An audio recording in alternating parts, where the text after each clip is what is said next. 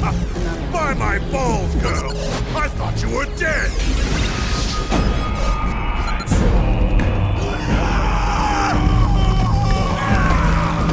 Golden Axe Beast Rider isn't just a fresh coat of paint over a 16-bit classic. It's more of a case of out with the old and in with the new. With 3D visuals, the revival of a sword-slashing heroine, and a familiar yet distant cast of evildoers, is it a trip down memory lane?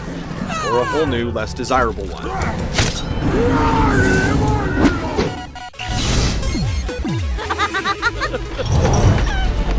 It's bad news for the tranquil Axarin tribe. The evil Death Adder, along with his horde of minions, has violently seized control of the last Titan, and is now one step closer to world dominance. With sword in hand, the likable Tyrus Flare, a sassy bikini-clad femme, must seek out an audience with her tribe's stolen Titan, collect the shattered pieces of the fabled Golden Axe, and destroy Death Adder for good. It carries the same vibe as Lord of the Rings or God of War, which is a good start, but everything is just kind of there. What master do you serve? Voice acting is passable, and the cutscenes aren't cut rate, but there's nothing here you haven't already seen 100 times before. You must rebuild the Golden Axe, or we are lost. Now off with you!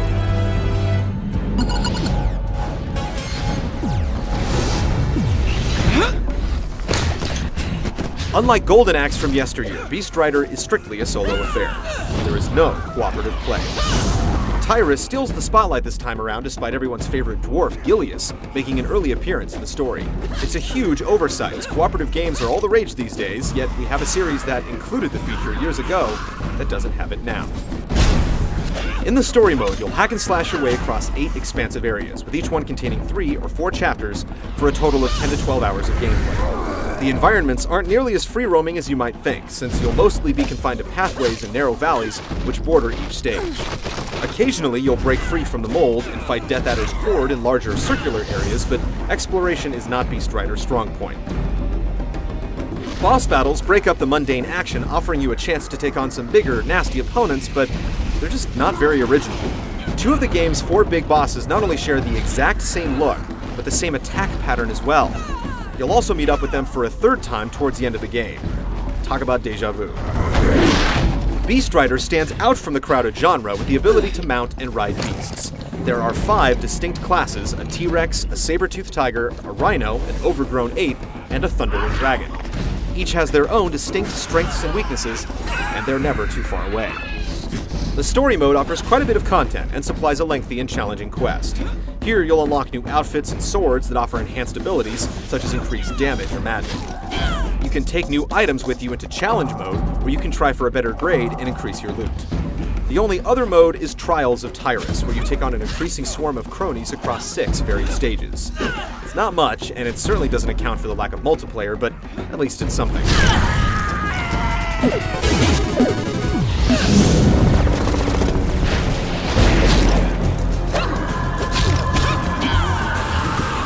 Gameplay is where Beast Rider falls apart.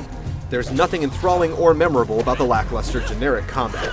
The feeble attempt to emulate God of War's fierce and quick attacks fails due to Tyrus's slow combos and less than precise controls.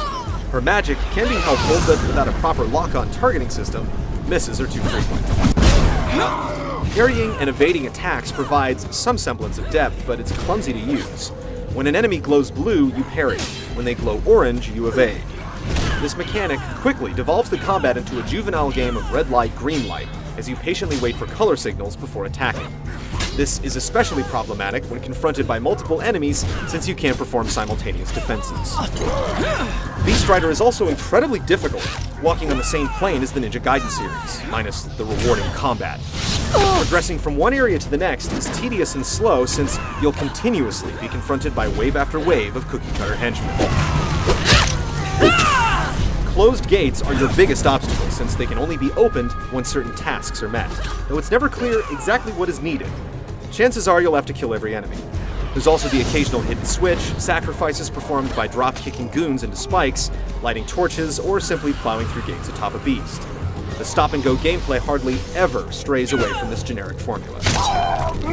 Riding beasts manages to propel the uninspiring gameplay into moderately fun territory. The blundering beasts serve valiantly in battle, offering unique abilities such as invisibility and highly destructive attacks. but be wary of using their special attacks as they sap away their health far too quickly. There are a few shining moments, particularly when the bigger beasts tear each other apart in a King Kong-inspired cutscene, but there just isn't anywhere near enough of them.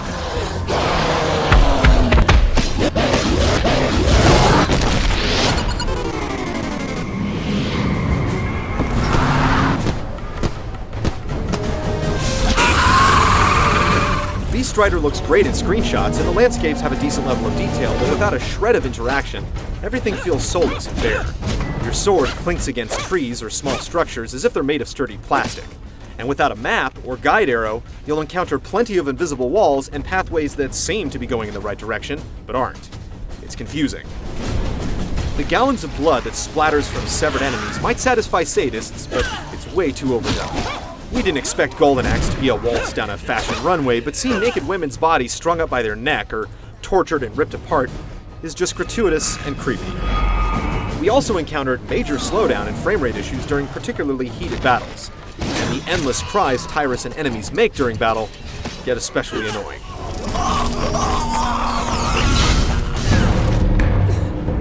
Tyrus is likable enough, but generic and uninspired gameplay managed to reduce everything in Golden Axe Beast Rider to the lowest common denominator. It's simply not fun, offering very little incentive to keep playing. The frustrating difficulty doesn't help either. The absence of multiplayer really hurts since the series was founded on teaming up with a friend. We can't recommend it to anyone other than the die-hard hack-and-slash fan looking for the cheapest of thrills.